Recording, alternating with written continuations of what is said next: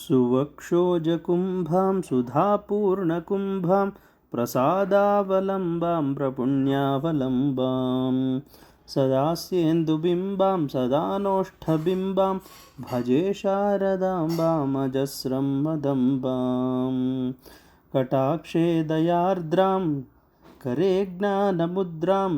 कलाभिर्विनिद्रां कलापैः सुभद्रां पुरस्त्रीविनिद्रां पुरस्तुङ्गभद्रां भजे शारदाम्बामजस्रं मदम्बां ललामाङ्कफालां लसद्गानलोलां स्वभक्तैकपालां यशश्रीकपोलां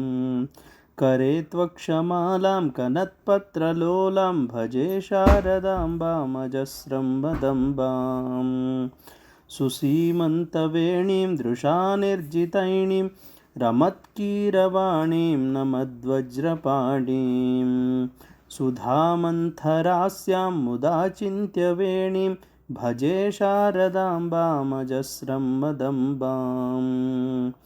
सुशान्तां सुदेहां दृगन्तेकचान्तां लसत्सल्लताङ्गीम् अनन्तामचिन्त्याम् स्मरेत्तापसैः सङ्गपूर्वस्थितां तां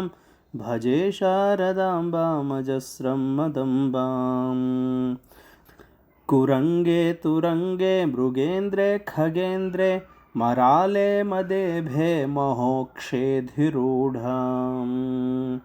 महत्यां नवम्यां सदा सामरूपां भजे शारदाम्बामजस्रं मदम्बां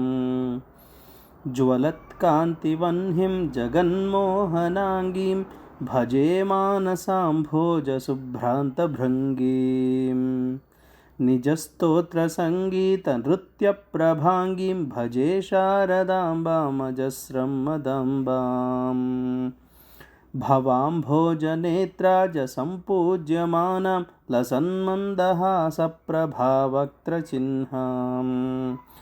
चलच्चञ्चलाचारुताटङ्ककर्णां भजे शारदाम्बामजस्रं मदम्बां